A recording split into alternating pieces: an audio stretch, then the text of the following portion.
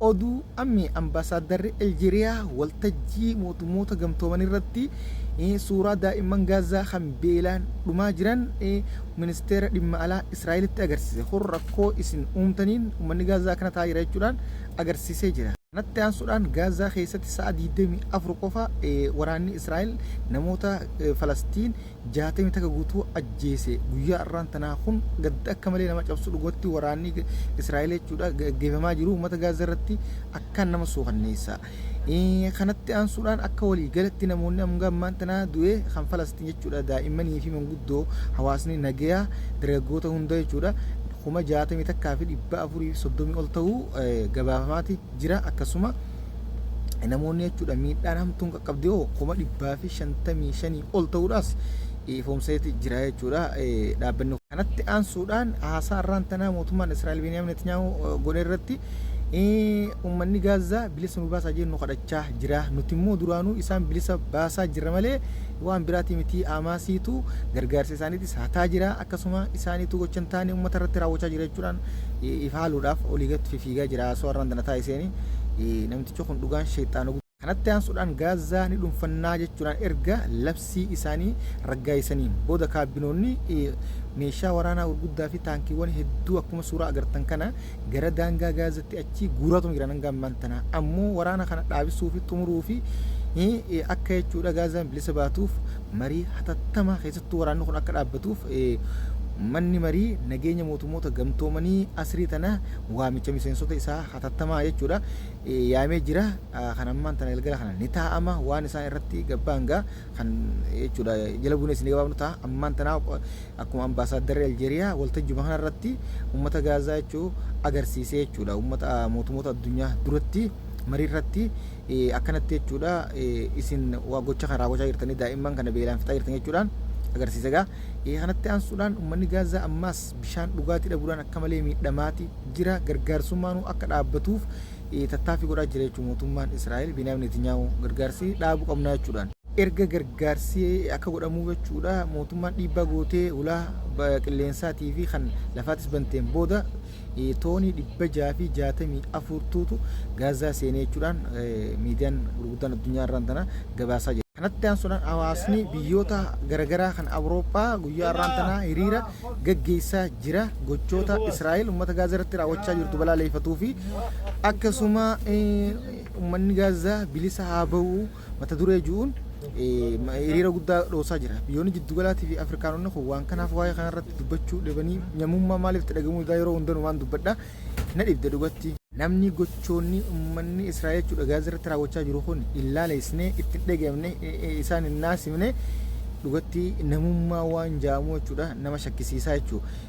Mootummootaa fi mootummoonni Afrikaatii fi kan biyyoota giddugalaa kun iljaanii attaanii hawaasa maaltuutu akkuma mootummatti cal godhe isaanoo gabba'aniitti illee dubbachuu maaltu kutee jechuudha. Biyyi akka dubbattee yoo achirratti dhugaadhaan miidhaan irra gaggeesse haala kanaan tun hundi nurra gaggeessi mootummallee jechuudha doorsise sirriidha. Kanaaf jechuudha lubbuu isaanii sodaadhaaf dhiisan jaanii garuu hawaasni illee caluma jeetee tattaa'u jira jechuudha. Osoo gochoota kana agaranii osoo warri lixaa guutuun balaaleffachaa jiru. Kanatti aansuudhaan dhiibbaa mootummoonni addunyaa Israa'el akka Gaazaan dhuunfanneef godhaa jirtu kana haaluudhaaf maqaa jechuudha jechoota kijibaatii fi oduu adda addaa tamsaasuudhaan mootummaan Israa'el jechuudha Beniyaamin Netanyaahuu akkasuma kaabinoota isaatiin dafaa dafneeti Gaazaa dhuunfanne jechuudhaan akka gaariitti tattamsiisaa jira jechuudha.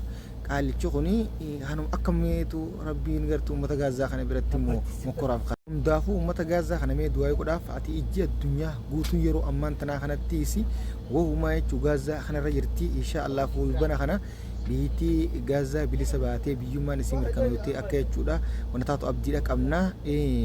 Insha Allah ni abdanna jechuudha du'aa jabaadhaan isin hin jenna. Kanatti aansuudhaan mootummaan Ameerikaa Tiraamp Somaalilaandiif akka beekumtii biyyummaa kan nu deemu dubbateeti jira. Fedhii beekumtii biyyummaa Somaalilaandiif kan nu akka jechuudha qabuu fi akka irratti hojjechaa jirre jechuudhaanis ibseeti jira. Waajjira isaatu ibse uummata Gaazaa kanaaf beekumtii biyyummaa kan nu dideeti Somaalilaandiif hin kannaa jira. Kunis kanuma ajaa'ibaati jaarsi kun uummata Gaazaa kana maaliif akkanatti inni kaasee jechuudha dhuunfachuu barbaada Gaazaa tana.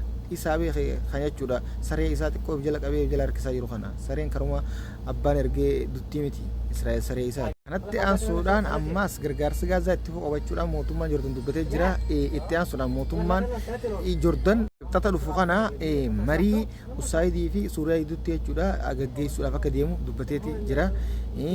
Kanatti aansuudhaan ammaas mariin gidduu mootummoota gamtoomniitiin ka'aa jirtu akka mootummoonni gadi ibsee bahaa jiru jechuudha. Kan ammaan tanaa osoo hin taane mariin tokko kun ibsaa haare'a mootummaa Bashar al-Assad karaa biyyaa deebisuudhaaf akka mootummaa Suuriyaa mana bulchaa jiru wajjin marii taasisuudhaaf ergaan achi argamuu deemtutu gabaafamaa jira. Kan ammoo mootummaan Suuriyaa abatti hin eeyyamu maaliif waan uummata godhe jechuudha Bashar al-Assad waan beekaniif. Maali sokkaa jechuudha sokka galchuu waan Bashar al-Assad haa galchanii bilisummaa sokkaa galchuun gaariidha haa fuudha jechuudha hidhatti darbu haadha roo. Kanatti aansuudhaan ammaas waraanni Israa'el jechuudha kan lafoo Suuriyaa keessa socho'aa jiraachuutu gabaafamee jira jechuudha. Uummanni kun jechuudha Israa'el guddoodhaaf na jaaniituma biyya lafuma namaa tana saamuu fi lafa weeraruudhaan biyyoota iddoo kanaan beekamanii kanaaf silaa likkii galchanii fira dhorkutu gaariidha. Hundaafuu uummata Israa'el kana rabbii haa balleessu jenna. Kanatti aansuudhaan Iiraan akka qondaalli Iiraan tokko guyyaa irraan tana gabaasetti saayinsistoota isaanii hunda jechuu kanneen hafanii fi dololarraa dheengadda hafanii fi maatii isaanii waliin iddoo amansiisaa qubsiisuudhaaf sochoosaa akka jiran dubbateeti jira. Kun waan ajaa'ibaati waan namas gammachiisu waan ta'us qabu saayinsistoonni jechuun warri biyyaan dhaabbatuu fi erga rabbiiti jechuudha waan gaarii hojjechuudhaan humnaas jabeessu saayinsistoota jechuudha. Kanaaf dhugatti ejjennoon isaanii cimtuudha.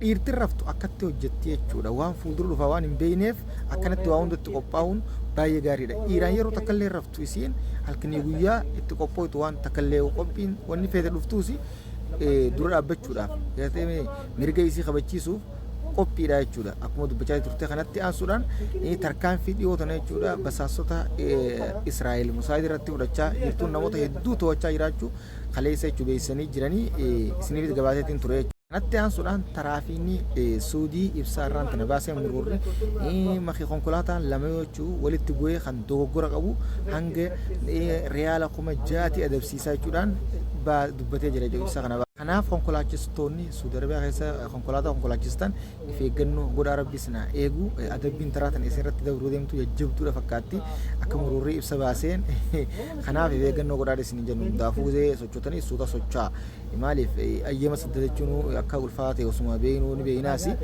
adabbiin akkanaa kun isin irratti dabartee kun ulfaataadha isiniif. Kanatti aansuudhaan mootummaan Somaaliyaa Hassan Sheikh Mohamud guyyaa irraan tanaa garee mormituutii wajjin marii taa'uun ijoo hawaasa Somaalii ta'eeti jira akka malatti jechuudha qeeqaa irratti gaggeessaa jiran oduuleen biyyoota garaagaraatti qaban kana fakkaataa karaa oduu biyya keessatti yoo isin deemnu mootummaan Itiyoo Dooktar Abiyyiin guyyaa irraan tanaa dubartoota Itiyootiin badhaafamee jira badhaasa fudhatee jira. Kana jechuudha dubartoonni dhugatti ati nuuf bakka guddaa kannitee akkasuma federaala keessaas bakka nuu kannuun kaabinoota garaagaraa godhuudhaan hooggantoota godhuudhaan dubartii jechuudha sadarkaa mootummoonni ammaa dura dabre hundi dubartiidhaaf hin kanneen kannitee jirta jechuudhaan badhaasa ajaa'ibaa badhaasaniiti jira. Dooktar Abiyyiin bara kana bara yaani nama hojii ta'uudhaan akka gaariitti badhaafamuu isaatis waan afaan hin qabne fakkaata fuuldurattis yaani hawaasa addunyaa hunda hawaasa Itiyoo guutuudha. Kanatti aansuudhaan Geetaachoo Baqqalaa irraa akka dubbatetti dhaabbileen idil addunyaattis Itiyoon ulaa galaanaa argachuu akka qabduun wajjin dhiibbaa godhuudha qabdi jechuudhaan dubbatee jira. Akkasuma hawaasni Itiyoo guutuunis karaa seeraatiin jechuudha ulaa galaanaa argachuu qabna jechuudhaan gaafii gaafachuudha qabachuudhaan dubbatee jira. Kun cufaa oduu guyyaa irraan tanaatti oduu irraa qabna kana fakkaata kan biraatiin angol deemetti sheer godhuudhaan facaasaa akkasiin dhiyeessu oduu ammeeti. Ammoo jechuudha namoonni gama chaanaala kanaa dhuftan haareen mallattoo gurraatiin tuqaa sabskiraayib godhaa liinkiidhaan kottaa isin jechaa hin oolu asumaan oduu jechuudha haareyaa guyyaa guyyaan dhageeffattanii waan addunyaa itti ooltus bartanii waan adda addaa ilaachuu akka namni hundi guddatuu fi waan adda addaa yaaduu jechuudha oduu addunyaa dhaga'uudha qaba. Kanaan isinin jaga galatooma. Assalaamu alaikum warahmatullahi wabarakatuh. Yaada qabdanis koomentii lanuu kaan isinin jaa nagaa.